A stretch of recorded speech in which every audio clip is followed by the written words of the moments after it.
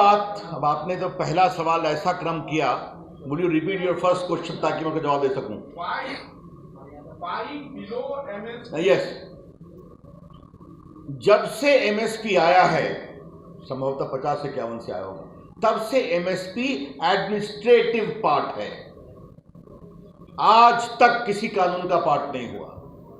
जबकि कई बार इस संबंध में कई सरकारें आई, क्योंकि एमएसपी प्रशासन के द्वारा हर साल सेंट्रल कैबिनेट तय करती है। इसलिए अब आप मुझे यह बताइए कि भारत का प्रधानमंत्री एश्योरेंस देता है झूठे प्रचार पर, भारत का कृषि मंत्री सदन में एक बार नहीं 10 बार बोलता है, भारत के रक्षा मंत्री बोलते हैं, भारत का कानून मंत्री बोलता है, आप इस पर विश्वास नहीं। और हमने कैबिनेट में अभी 20 दिन पहले अनाउंस कर दिया, अभी इस बिल के पास होने के बाद पेमेंट शुरू हो गया, तो हमारा आचरण आपको इस बात को दिखाता है।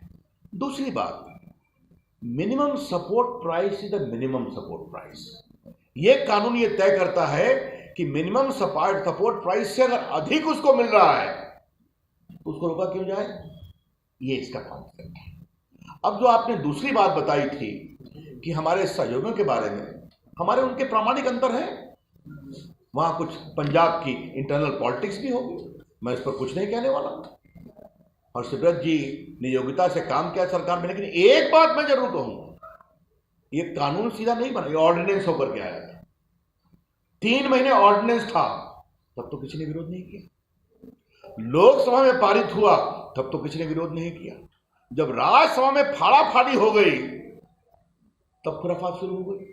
एक बात समझिए, बहुत सरल भाषा में बता दूं, आप लोग जानकार हैं, जानते हैं, लेकिन फिर भी मैं रिपीट कर रहा हूं। जब मंडी होती है तो किसान मंडी के बाहर नहीं बेच सकता, उस मंडी के क्षेत्राधिकार में मंडी शुल्क लगता है, बाकी शुल्क लगता है।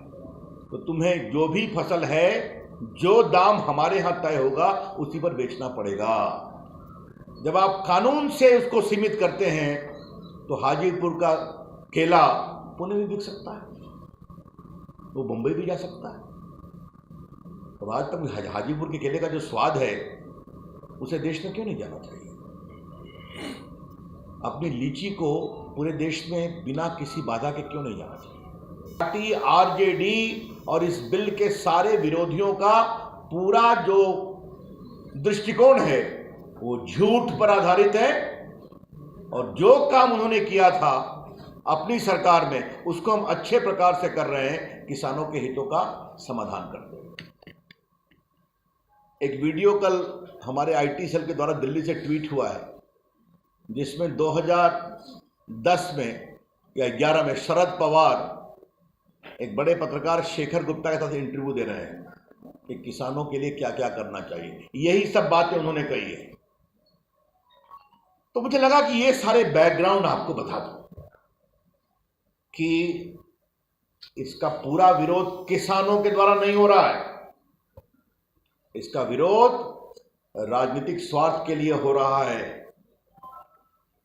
विरोधी दलों के द्वारा। क्योंकि नरेंद्र मोदी कुछ भी करेंगे तो राहुल गांधी को विरोध करना ही है और कांग्रेस पार्टी। और दूसरा, जो कुछ मंडी से जुड़े बिचौलिए हैं। पहली बात, अब आपने जो पहला सवाल ऐसा क्रम किया, will you repeat your first question ताकि मैं जवाब दे सकूं?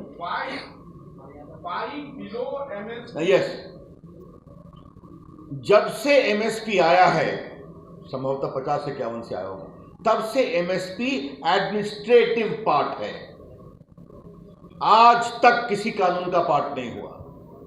जबकि कई बार इस संबंध में कई सरकारें आई, क्योंकि एमएसपी प्रशासन के द्वारा हर साल सेंट्रल कैबिनेट तय करती है। इसलिए अब आप मुझे यह बताइए कि भारत का प्रधानमंत्री एश्योरेंस देता है झूठे प्रचार पर, भारत का कृषि मंत्री सदन में एक बार नहीं 10 बार बोलता है, भारत के रक्षा मंत्री बोलते हैं, भारत का कानून मंत्री बोलता है, आप इस पर विश्वास नहीं। और हमने कैबिनेट में अभी 20 दिन पहले अनाउंस कर दिया, अभी इस बिल के पास होने के बाद पेमेंट शुरू हो गया, तो हमारा आचरण आपको इस बात को दिखाता है।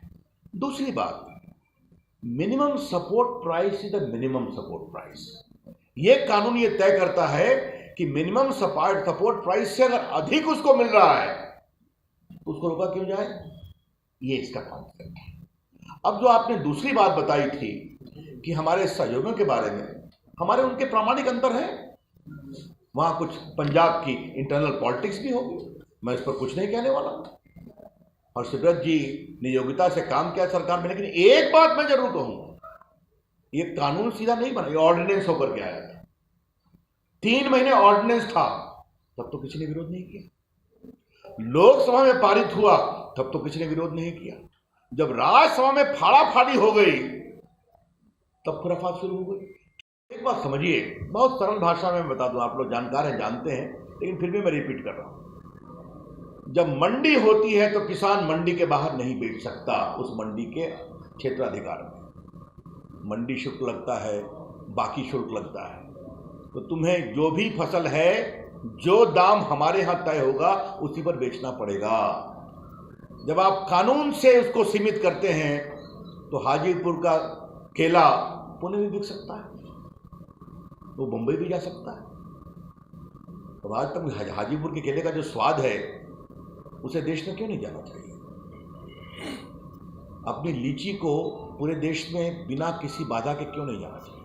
पार्टी आरजेडी और इस बिल के सारे विरोधियों का पूरा जो दृष्टिकोण है वो झूठ पर आधारित है, और जो काम उन्होंने किया था अपनी सरकार में उसको हम अच्छे प्रकार से कर रहे हैं, किसानों के हितों का समाधान करते हैं। एक वीडियो कल हमारे आईटी सेल के द्वारा दिल्ली से ट्वीट हुआ है, जिसमें 2010 में या 11 में शरद पवार एक बड़े पत्रकार शेखर गुप्ता के साथ इंटरव्यू दे रहे हैं कि किसानों के लिए क्या क्या करना चाहिए। यही सब बातें उन्होंने कही है। तो मुझे लगा कि ये सारे बैकग्राउंड आपको बता दूं कि इसका पूरा विरोध किसानों के द्वारा नहीं हो रहा है, इसका विरोध राजनीतिक स्वार्थ के लिए हो रहा है, विरोधी दलों के द्वारा। क्योंकि नरेंद्र मोदी कुछ भी करेंगे तो राहुल गांधी को विरोध करना ही है और कांग्रेस पार्टी। और दूसरा, जो कुछ मंडी से जुड़े बिचौलिए हैं वो इसका विरोध।